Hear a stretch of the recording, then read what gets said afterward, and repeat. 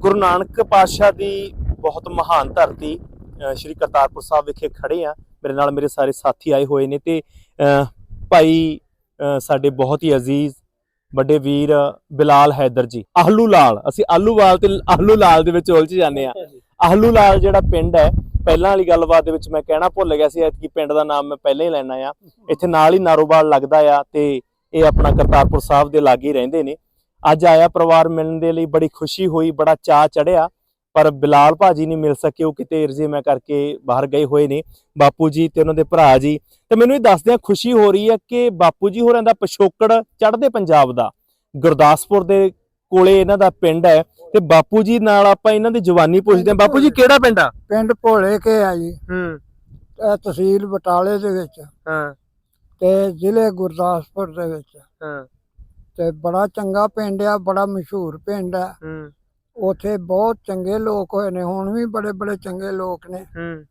ਤੇ ਆਪਣਾ ਰਲ ਮਿਲ ਕੇ ਬਹਿੰਦੇ ਸਾਂ, ਖਲੋਂਦੇ ਸਾਂ, ਬੜਾ ਇੱਕ ਦੂਸਰੇ ਨਾਲ ਪਿਆਰ ਕਰਦੇ ਹਾਂ। ਹੁਣ ਵੀ ਪਿਆਰ ਕਰ ਰਹਾਂਗੇ, ਉਸੇ ਤਰ੍ਹਾਂ ਹੀ ਕਰਦੇ ਰਹਾਂਗੇ। ਤੇ ਮੇਰੇ ਕੋਲੋਂ ਬਹੁਤਾ ਬੋਲਿਆ ਨਹੀਂ ਜਾਂਦਾ, ਮੈਨੂੰ ਸਾਹ ਦਾ ਨੁਕਸ ਹੈ। ਤੇ ਇਹ ਆ ਭਈ ਜਦੋਂ ਵੀ ਯਾਦ ਕਰਨੇ ਅਸੀਂ ਭੋਲੇ ਕਿਆਂ ਨੂੰ ਬਹੁਤ ਚੰਗਾ। ਜਿੱਥੇ ਜਿੱਥੇ ਵੀ ਕੋਈ ਆਇਆ ਨਾ, ਭੋਲੇ ਕਿਆਂ ਦਾ ਨਾਂ ਪਹਿਲੋਂ ਲਏ। ਤੁਸੀਂ ਕਿੰਨੀ ਕੁ ਉਮਰ ਸੀ ਜਦੋਂ ਵੰਡ ਹੋਈ, ਦੇਸ਼ ਅਲੱਗ ਹੋਏ? ਉਦੋਂ ਮੈਂ 6 ਸਾਲ ਦਾ ਸੀ। ਕੋਈ ਕਿਸੇ ਆੜੀ ਦਾ, ਲਿਹਾਜੀ ਦਾ ਚੇਤਾ ਹੈ? ਕਿਹੜੇ ਕਿਹੜੇ ਸੀ? ਹਾਂਜੀ, ਬੜੇ ਲਿਹਾਜੀ, ਨਾਈਆਂ ਦਾ ਵੀ ਮੈਨੂੰ ਪਤਾ ਹੈ, ਘੁਮਿਆਰਾਂ ਦਾ ਵੀ ਪਤਾ ਹੈ, ਫਿਰ ਜੱਟਾਂ ਦਾ ਵੀ ਪਤਾ ਹੈ।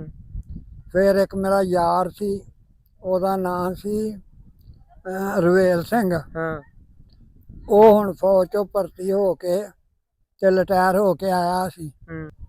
ਤੇ ਬਸ ਇਸੇ ਤਰ੍ਹਾਂ ਬੜੀ ਖੁਸ਼ੀ ਹੋਈ ਸੀ ਉਦੋਂ ਵੀ, ਤੇ ਹੁਣ ਵੀ ਤੁਹਾਨੂੰ ਮਿਲ ਕੇ ਬੜੀ ਖੁਸ਼ੀ ਹੋਈ। ਸਾਨੂੰ ਵੀ ਬਹੁਤ ਚਾਅ ਚੜਿਆ। ਮਨ ਕਰਦਾ ਹੁੰਦਾ, ਕਦੇ ਯਾਦਾਂ ਚ ਆਉਂਦਾ ਪਿੰਡ, ਮਨ ਕਰਦਾ ਹੁੰਦਾ ਵੀ ਇੱਕ ਵਾਰੀ ਪਿੰਡ ਗੇੜਾ ਲੱਗ ਜੇ, ਜੇ ਮਾਲਕ ਮਿਹਰ ਕਰੇ। ਹਾਂਜੀ, ਜੇ ਮਾਲਕ ਮਿਹਰ ਕਰੇਗਾ ਤੇ ਜ਼ਰੂਰ ਗੇੜਾ ਲਾਵਾਂ। ਚਲੋ, ਇਸ ਦਰ ਤੇ ਖੜ ਕੇ ਅਸੀਂ ਵੀ ਅਰਦਾਸ ਬੇਨਤੀ ਕਰਦੇ ਹਾਂ ਬਾਪੂ ਜੀ ਕਿ ਤੁਹਾਨੂੰ ਵੀ ਮੌਕਾ ਮਿਲੇ, ਜਿਵੇਂ ਅਸੀਂ ਵੱਡ ਵਡੇਰਿਆਂ ਦੀ ਧਰਤੀ ਤੇ ਨਤਮਸਤਕ ਹੋਣ ਆਏ ਆ, ਤੇ ਤੁਸੀਂ ਵੀ ਕਦੇ ਜਾ ਕੇ ਉੱਥੇ ਨਤਮਸਤਕ ਹੋਵੋ, ਆਪਣੇ ਪਿੰਡ ਨੂੰ ਵੇਖੋ, ਹੈਨਾ। ਬਹੁਤ ਸ਼ੁਕਰੀਆ, ਧੰਨਵਾਦ ਤੁਹਾਡਾ, ਤੁਸੀਂ ਅੱਜ ਇੱਥੇ ਸਮਾਂ ਕੱਢਿਆ। ਹਾਲਾਂਕਿ ਦਿਨ ਬੜੇ ਉਹ ਚੱਲਦੇ ਆ, ਰੋਜ਼ਿਆਂ ਦੇ ਦਿਨ ਚੱਲਦੇ, ਅਸੀਂ ਤੁਹਾਨੂੰ ਤਕਲੀਫ ਦਿੱਤੀ। ਬਹੁਤ ਬਹੁਤ ਧੰਨਵਾਦ ਜੀ, ਸਾਡੇ ਵੱਡੇ ਭਾਗ ਨੇ ਇਹ। ਅੱਛਾ ਜੀ, ਇਸੇ ਤਰ੍ਹਾਂ ਅਸੀਂ ਵੀ ਬਹੁਤ ਬੇਨਤੀ ਕਰਨੇ ਆ ਕਿ ਅੱਲਾਹ ਤਾਲਾ ਤੁਹਾਨੂੰ ਜਿਸ ਤਰ੍ਹਾਂ ਆਏ ਹੋ ਖੁਸ਼ੀ, ਇਸੇ ਤਰ੍ਹਾਂ ਖੁਸ਼ੀ ਜਾਓ। ਤੇ ਫਿਰ ਵੀ ਅਸੀਂ ਕਦੀ ਮਿਲਿਆ ਤੇ ਫਿਰ ਮਿਲੀਏ ਜ਼ਰੂਰ ਜੀ। ਦੁਨੀਆ ਮਿਲ ਹੀ ਆ ਤੇ ਦੋਸਤੋ ਮਿਲਦੇ ਰਹਾਂਗੇ ਤੇ ਇਸੇ ਤਰ੍ਹਾਂ ਜੀ। ਤੁਹਾਨੂੰ ਮੈਂ ਆਲੂ ਲਾਲ ਲਫ਼ਜ਼ ਪਾ ਦਿਆਂ, ਜਿਹੜਾ ਮਿਟੇ ਹੀ ਨਹੀਂ ਮਿਟਦਾ, ਨਹੀਂ ਮਿਟਦਾ। ਠੀਕ ਹੈ ਦੋਸਤੋ, ਧੰਨਵਾਦ।